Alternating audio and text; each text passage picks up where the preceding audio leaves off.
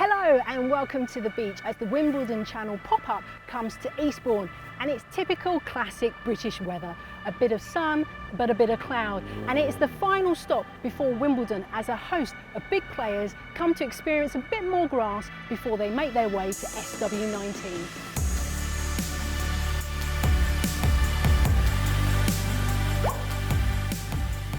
There are big names gracing the courts here at Devonshire Park, and one of those cutting an extremely relaxed figure is Romania's Simona Halep.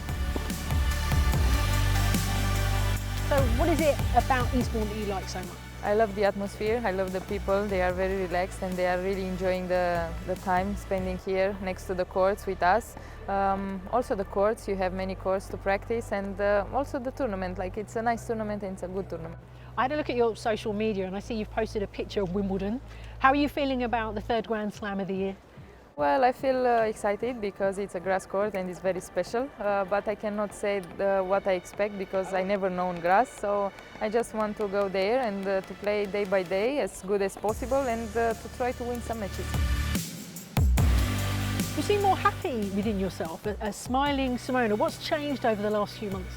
Well, I'm really happy, I'm enjoying the life. I have a good life actually. After I won Roland Garros, I relaxed pretty much, and I feel that every moment it's beautiful and I have to enjoy it.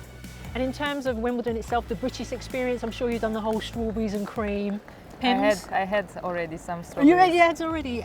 Is that your favourite thing about Wimbledon, the food side of things, or the atmosphere? Atmosphere is great, and also the club, the flowers are unbelievable. I love flowers, and also I had the chance to see the new locker room. It's unbelievable. We had baths inside, and I had a bath actually after the practice. It's pretty amazing, and I love to be in Wimbledon. Simona, I hear you were dancing the Macarena. Tell us all about that. Well, it was in Wimbledon, in the gym. I'm not very talented of a dancer, but I'm trying my best, and actually I was better than my coach at that moment. And it made me happy. Does that inspire you to do a bit more dancing, maybe?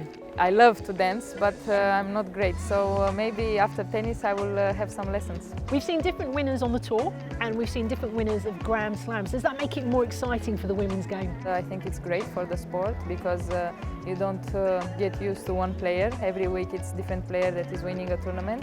I think it's better for the kids as well. They can believe more that there is a chance for them also. So if you work, you are able to do anything. Simona Halep, best of luck at Wimbledon. Thank you. Thank you. Despite the weather, the atmosphere is really starting to build here, but the crowds are getting bigger and bigger because they're looking forward to seeing one particular player, Britain's Kyle Edmund, who received a wild card to the tournament. We went to meet the British #1. So you're going to be going to Wimbledon as the British #1. How excited are you feeling about that? Yeah, very. It's my second year doing it, so it doesn't happen every time. You always get that buzz, you know, that British crowd. They're always looking for the British #1 and how he's doing, and you get lots of support. It's just a sort of to represent your country as the British #1 in the home Grand Slam and probably the biggest tournament in the world. It's you know, it's quite a cool thing. You talked about the crowd and the atmosphere. Does that give you a lift playing on home soil, knowing you've got all that support behind you when you play at Wimbledon? Yeah, definitely. I mean, you only have to view it as a positive rather than a negative, than having that expectation. You do get used to it as a tennis player as well, that there's always going to be expectation when you're playing. I think the extreme of it is Davis Cup, where it's a bit more of a party atmosphere of Wimbledon. It has very much its own tradition because of what Wimbledon is, but it's the tournament you look forward to the most. As you describe it, it's the biggest tournament in the world. Can you describe your favourite match that you've played at Wimbledon? I think last year I won 2 rounds, and then I played Novak in the 3rd round on centre court. I'd won the first set. At that moment, just in that match, it was such a buzz. You know, the crowd were really into it. It was the middle of Saturday. I remember it very well, actually. Yeah, that crowd was absolutely amazing. Yeah, I think it's got to be my favourite memory. It was really good, always one I remember. The first time I played on centre court as well was the year before against Monfils. Something you always remember as well. So because he's such an entertaining player and you don't know what he's going to bring to the court. No, I mean, he ended up beating me, so I didn't like that. It wasn't much fun for me, my first experience on there. But finally, how exciting is it for you to see the depth of men's tennis and British tennis grow? Because it's not just yourself now, you've got obviously Cam Norrie, Dan Evans, Paul Jubb and Jay Clark as well. How exciting is that for you? It is good. You always want more players playing. Like when you go to tournaments, you see, let's say, the French, Spanish, Americans, Italians. They've always got a bunch of them, and it just helps with the morale.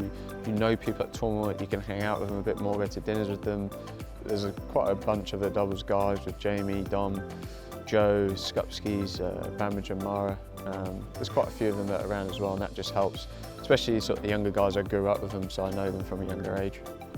Best of luck at Wimbledon. Thanks for your time. Thank you. Thank you. And that is it here at Devonshire Park for the Wimbledon Channel pop-up, and what an amazing few weeks it has been. We have a new WTA #1. The imperious Roger Federer makes a triumphant return to grass, and the man behind me, Andy Murray, wins a doubles title at Queen's. But all eyes now turn to Wimbledon, and we look forward to seeing you there.